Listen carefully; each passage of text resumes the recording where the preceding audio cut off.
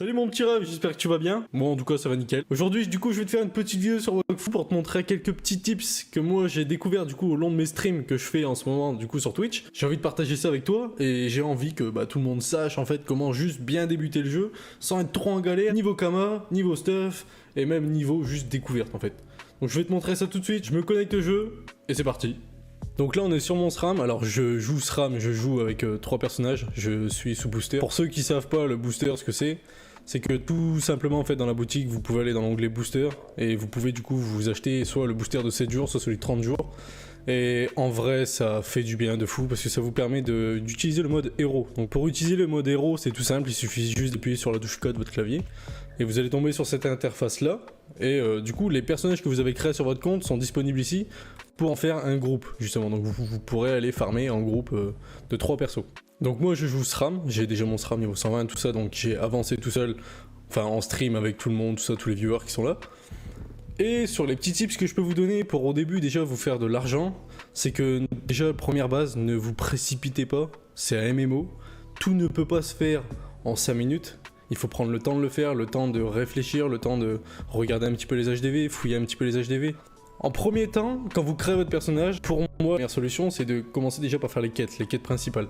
Les quêtes principales, celles du début, sont assez simples à faire. Si vraiment vous galérez à faire les quêtes du coup principales du début, vous avez ce site-là, donc c'est méthode Wakfu. Je vous mettrai le lien dans la description. Et vous allez dans l'onglet quête qui est ici, et comme ça vous aurez les quêtes principales, annexes, comptoir mercenaire, etc., etc. Si jamais vous galérez vraiment à avancer dans vos quêtes principales, ne vous précipitez pas, montez vos métiers, montez vos stuff tranquillement. Et après, par la suite, ça ira tout seul. Si je vous montre par exemple pour monter vos métiers, donc en appuyant sur la touche J, on voit tous les métiers qui sont ici. Moi, ils sont triés par ordre de niveau du coup. Et faut savoir que moi, dans la tranche de niveau où je suis resté, c'est la tranche de niveau 50. Dans la tranche de niveau 50, l'avantage, c'est que vous avez 3 donjons à farmer, vous avez des ressources à farmer, vous avez des récoltes à farmer, vous avez énormément de choses à farmer. Vous allez, par exemple, je sais pas, je vais vous dire quelque chose, vous allez faire le donjon Mougre. Et en ayant fait le donjon Mougre, vous avez droppé une cape qui est verte ou qui est blanche. Ce qui est blanc, un conseil, vous embêtez pas à upgrade les items, ça sert à rien. Je pense juste servez-vous-en pour récupérer des éclats. Pour récupérer des éclats, il n'y a rien de plus simple, vous allez dans votre inventaire et vous utilisez le petit marteau qui est ici. Donc là si j'utilise le marteau par exemple sur là j'ai eu un anneau Mougre par exemple. Vous le brisez, vous pouvez récupérer des éclats de temps en temps, ça peut arriver. Si vous droppez par exemple une cape Mougre, en rare, donc en vert, vous allez la vendre plus cher si elle est mythique, on est d'accord? Donc si vous voulez la passer mythique, regardez dans vos métiers. Là je suis dans le métier tailleur, vous pouvez upgrade votre cape Mougre royale avec ces ressources là. Et justement on va en parler des ressources. Tout simplement les ressources.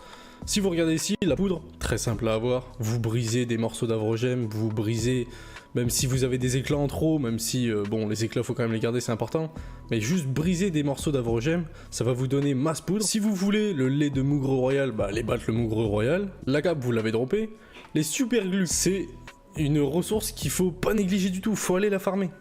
Si je peux vous donner quelques exemples, si vous voulez farmer les super glues, vous allez farmer les super glues en grossière, en rudimentaire, en imparfait. Les grossières, ça va être dans les niveaux 6-20, donc ce qu'il y a ici à Astrub, donc les plaines d'Astrub, les champs d'Astrub. Vous allez vouloir avoir des rudimentaires, ça va être dans la forêt d'Astrub, ça va être dans les montagnes d'Astrub, ça va être à Ténéla. Vous allez pouvoir avoir des rudimentaires à gogo. Peut-être toutes les 5, 10, 15 minutes, il y a des petites missions qui pop, et vous avez juste à récolter des ressources, ou battre 2-3 petits mobs vite fait, et ça va vous en faire gagner plein. Et là je suis sur la map d'Amakna, si vous voulez des super glues imparfaites du coup. Ça va se passer sur Amakna, donc sur les champs qui chantent, sur la forêt d'Emelka. Et ça va se dropper comme rien, et on va aller faire un petit tour en HDV, on va voir déjà ça, juste de base, combien ça coûte. Donc là, juste là, un exemple, les super glues rudimentaires, comme je vous en parlais auparavant, juste 10 super glues, ça va vous rapporter 5000 kamas. C'est approximatif, hein, les prix varient forcément. Mais sur les super glues rudimentaires, qui se farment très facilement, vous allez gagner 5000 kamas dessus. Ou vous pouvez aussi tout simplement les garder pour upgrade justement votre cape Mougre, que vous venez de dropper, tout simplement. Ensuite, sur la cape Mougre royale, vous avez besoin de grelots. Bon, les grelots, vous allez les farmer sur les Mougres, tout simplement. Donc là, on a du fil imparfait. Comment on fait du fil imparfait? Donc là, tout simplement, en montant votre herboriste, niveau 25, donc il va falloir prendre le temps de monter l'herboriste quand même niveau 25, ça va très vite. Vous allez récolter quelques trèfles, quelques orchidées, et vous allez pouvoir crafter votre fil imparfait. Et le fil imparfait, vous allez vous en servir pour crafter la cape. La cape, vous pourriez la vendre, vous pourrez vous en servir pour essayer de faire une queue de chasse, pour faire une très bonne cape, ou pour la vendre, ou pour la briser, peu importe, vous en faites ce que vous voulez. Là du coup on est sur l'exemple de l'HDV justement, sur les fils imparfaits. Les fils imparfaits, si vous les vendez par 10, vous pouvez vous faire déjà 17 000 kamas. Et ça coûte rien d'en faire 10. C'est vraiment très peu, c'est vraiment très rapide, en sachant que vous pouvez farmer en dehors de... Enfin du coup sur les maps classiques, vous pouvez aussi farmer ça dans votre havre-sac. Dans votre havre-sac, il y aura 3 métiers qui seront importants, ce sera herboriste, paysan et forestier. Donc pour planter les arbres, les céréales et les fleurs. Parce que tout ce qui est trappeur, c'est sur les mobs à l'extérieur, tout ce qui est mineur, c'est sur les mines que vous trouvez à l'extérieur, et tout ce qui est pêcheur, vous pouvez pas faire arriver une mer dans votre havre-sac. Je vais vous montrer comment faire pour planter dans votre havre-sac, c'est pas compliqué. Il suffit juste d'aller à droite de votre havre-sac sur la console de gestion du havre-gemme, gérer les havre-gemmes, et d'ici vous pourrez gérer toutes vos havre-gemmes. Il vous faudra systématiquement des havre-gemmes jardin, c'est les vertes qui sont ici. Vous en aurez besoin pour planter toutes les ressources que vous avez besoin pour crafter ou quoi que ce soit. Vous pouvez récolter toutes les ressources que vous voudrez, mais vous ne gagnerez pas d'XP. Mais vous aurez les ressources. Vous vous en servirez pour crafter les ressources nécessaires pour vos métiers de craft par exemple. Et pour les métiers de craft justement, vous allez devoir crafter par exemple votre fil imparfait comme je viens de vous expliquer. Et le fil imparfait que vous le fabriquez dans votre havre-sac ou à l'extérieur de l'havre-sac, vous gagnerez de l'XP dessus. Donc c'est pas de l'XP perdu de farmer dans son havre-sac. C'est peut-être du temps de gagner par rapport aux zones où on trouve pas où planter, tout ça, etc. Surtout pour le forestier, je trouve, parce que le forestier, il est quand même assez compliqué à monter vu que c'est emplacement par emplacement. Ici, c'est des emplacements gratuits. Donc servez-vous-en, faut pas négliger ça, c'est vraiment important. Là, typiquement, on est sur l'exemple de l'essence imparfaite. T'as juste à aller farmer, là, sur le métier c'est trappeur, vous allez voir les mougres, vous récupérez de la mousse fraîche, vous allez sur les cracklers, vous récupérez de la mousse végétale, et vous pouvez faire votre essence imparfaite. Et ça va très vite à faire, et ça se vend aussi cher. Les prix sont aussi chers, et ça marche pour toutes les ressources, que ce soit pour le trappeur, l'herboriste, le paysan, le mineur, pour tous les métiers ça fonctionne. Même les métiers de craft, que ce soit bijoutier, maître d'armes, maroquinier, ce que vous voulez, ça fonctionne, tout fonctionne. Vous pouvez crafter ce que vous voulez, il n'y a pas besoin de se focus sur certains éléments, tout ça, vous devrez monter tous les métiers. Et en sachant que les métiers de récolte, vous avez pas mal de stuff qui vous permet d'avoir beaucoup plus de pourcentage de récolte, que ce soit avec des sacs, que ce soit avec vos outils de métier, qui sont comme par exemple ici, on a la pioche, on a le coutelas, on en a pas mal quoi. Pour chaque métier, il y en a un de récolte.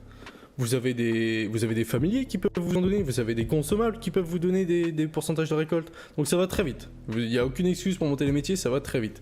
Vous avez du coup vraiment tous les métiers à monter, il n'y a aucune exception à faire. Une fois les métiers de récolte niveau 100, tous les métiers de récolte niveau 100, en plus on vous donne une bague qui vous permet de récolter 50% en plus de récolte sur tout métier de récolte. Vous avez juste à mettre la bague et vous avez 50% en plus, c'est free, ça coûte rien. Ensuite, je vais vous parler du métier qui peut vous aider à vraiment avoir beaucoup de kamas dès le début, qui ne pose aucun problème. C'est du farming comme tous les métiers, sauf que cette fois, c'est du kama qui va vous être donné directement. C'est pas du kama vous allez pas devoir aller vendre en HDV, vendre dans le canal commerce, ça va être du kama qui va être créé tout de suite. Si vous montez votre métier mineur, ici dans les recettes, vous pouvez voir que vous pouvez créer des kamas. Avec un minerai de fer, vous avez 40 kamas. Et plus le métier monte, évidemment, plus vous avez de kamas. Là, on est sur la dernière page. Sur la dernière recette de kamas, si vous récupérez 2 carbone obscur et 1 minerai de veuf argent, vous pouvez crafter 780 kamas par recette. Donc ça va très vite. Vous pouvez très vite monter à des sommes phénoménales si vous prenez le temps d'aller farmer les métiers. Si vous kiffez monter les métiers, c'est vraiment le truc que vous pourriez faire au début pour vous faire vraiment énormément de kamas. Et c'est gratuit, ça n'impacte en rien le monde de Wakfu parce que l'économie du jeu, vous ne l'impactez pas vu que vous créez du kama. Au contraire, vous l'aidez justement à s'améliorer. Donc là, on se retrouve à l'endroit justement où vous pourrez crafter vos kamas. Ça se trouve à Astrub. À Astrub, tout à droite d'Astrub, donc c'est ici. Tu auras donc le coffre de guilde et la presse à kama. Avec la presse à kama, du coup, juste tu rentres dans le bâtiment et la presse à kama se trouve juste à gauche. C'est ici, vous avez toutes vos ressources ici pour fabriquer vous-même vos kamas. Donc c'est vraiment pas un métier négligeable, il faut le monter comme tous les métiers de récolte, comme tous les métiers en fait, il faut les monter parce que ça vous sert vraiment tout au long de l'aventure. Que vous avez un perso ou 3 persos, ça vous sert. Il va falloir que vous les montez de toute façon un jour ou l'autre. Là ensuite, je vais te parler du booster. Le booster justement, ça va t'aider pour pas mal de choses. Dites-vous que quelqu'un sous booster, bon certes le booster ça coûte de l'argent, mais dis-toi que si tu te mets sous booster, que tu te fais 3 persos, Déjà, comme je te parlais juste avant, les super glus, dès que tu vas finir une quête pour avoir des super glus grossières, rudimentaires, ce que tu veux, tu vas les avoir par 3, parce que tu vas les avoir sur les 3 persos. Donc déjà, triple gain. Mais qui dit triple gain, dit triple dépense, parce que t'as 3 persos à les stuff. Donc ça va être un peu plus compliqué, un peu plus long aussi à stuff, mais tu vas pouvoir gérer des donjons plus rapidement. Je t'oblige pas à être sous booster. Sans être sous booster, tu peux très bien gérer, t'amuser, farmer les métiers, farmer les monstres, farmer les mobs, farmer ce que tu veux, pour générer du kama. Je t'oblige en rien à utiliser un booster ou quoi que ce soit. Je dis juste que forcément ça aide, parce que forcément vous êtes 3 personnes. Si vous avez une bande de potes, si tu veux jouer tout seul, si tu veux jouer avec tes potes, tu peux jouer avec tes potes. Il n'y a aucun problème là-dessus. Ça va fonctionner tout aussi bien. Il n'y a pas de secret. De toute façon, c'est sûr que si tu vas passer une demi-heure par jour sur ton jeu, tu vas te faire beaucoup moins de kama que quelqu'un qui passe, je sais pas, 6 heures par jour dessus. Moi, j'ai vraiment beaucoup joué, donc je me suis retrouvé assez rapidement à ce niveau-là.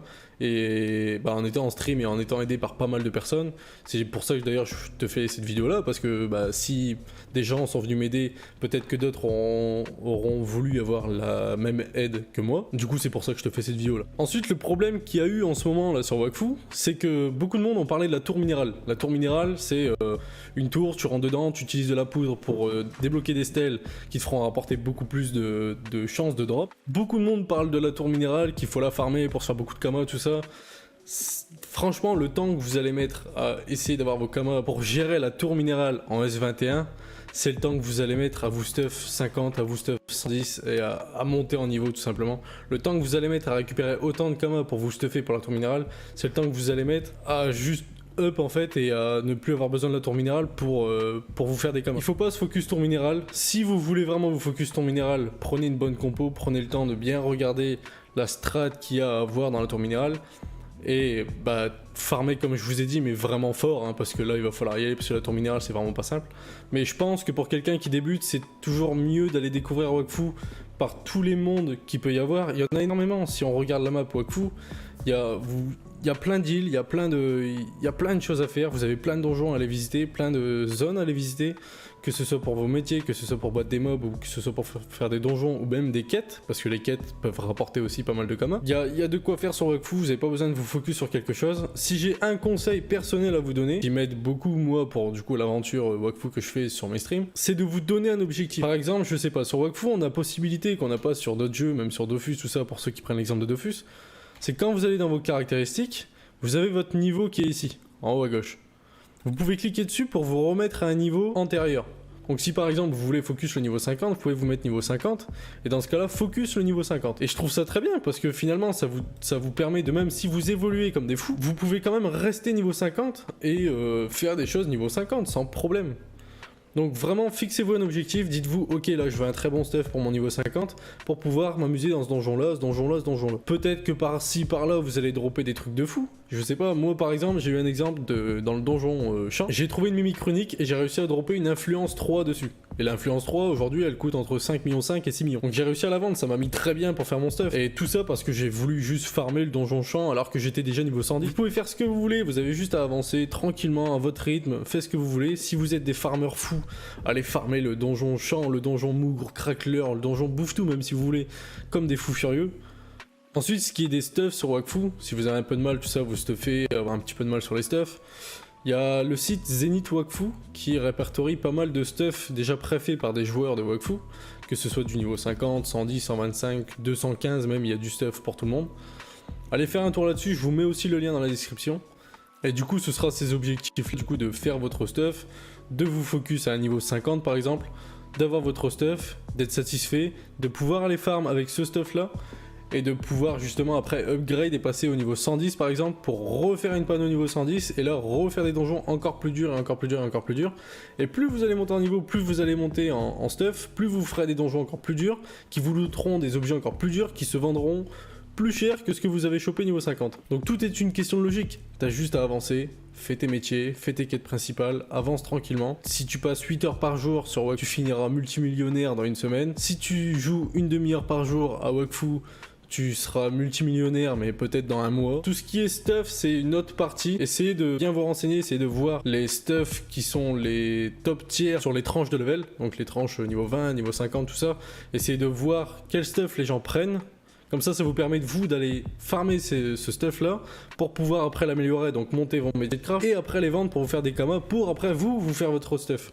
Si jamais tu as des questions, que tu veux plus approfondir tout ça dans le jeu, directement de la méta, tout ça, tu peux venir sur mes live Twitch. Je stream presque tous les matins à 10h du matin jusqu'à 13-14h. Et tous les soirs de 19h jusqu'à 23h, minuit, ça dépend des soirées. Je te souhaite un bon farm. Profite bien de tous les tips que je t'ai donnés. C'est pas sorcier, farm, amuse-toi, fixe-toi des objectifs. Et du coup, c'était Zukimo.